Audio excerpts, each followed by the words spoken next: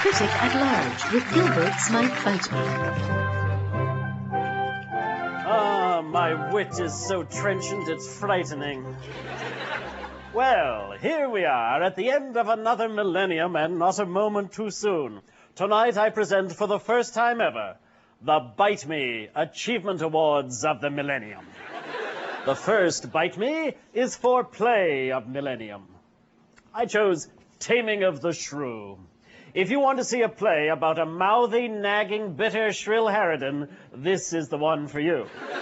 Or you could just date one of my 3 ex-wives. Musician of the Millennium. Well, it came down to 2. Ludwig van Beethoven and Barry Manilow. Ludwig, it is not you. Opera of the Millennium. Yeah, like there's ever been a good one. Biggest artistic travesty of the Millennium? The Women's Television Network. Since when is a pathetic collection of untalented non-males wallowing in an estrogen-sodden environment capable of producing nothing more than endless complaints about men considered an achievement? And I'm not just saying that because my ex-wives are all high-ranking executives there. Canadian filmmaker of the Millennium. Well, I'm forced to be honest with this one. We are working from a very limited gene pool. Certainly, the most overhyped non-talent from this pool is David Cronenberg. What the hell was that naked lunch film about? It was 115 minutes of complete and utter claptrap. It had to be the worst piece of silver screen self-indulgence, if you don't count his other efforts, Crash, Dead Ringers, and Videodrome. All of Cronenberg's films have been commercial successes, and yet he calls himself a Canadian? The only reason this man makes films in Canada is because of the free health care. And his latest pathetic contribution to film, Existence, is his worst effort to date. Where did I put that crummy video? I know it's here somewhere. Were you looking for this?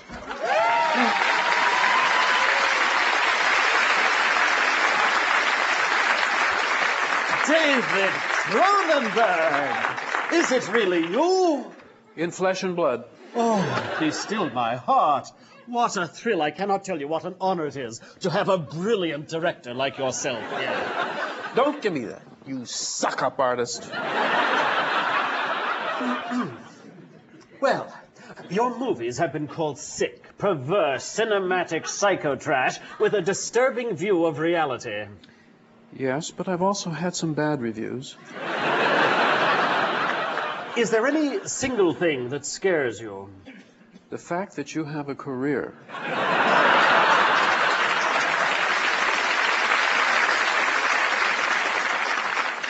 So, what's next for you?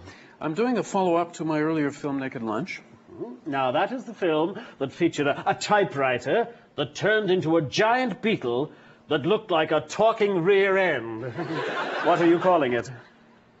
My Dinner with Gilbert. Who would want to see that kind of junk? I've already sold it to the Women's Television Network.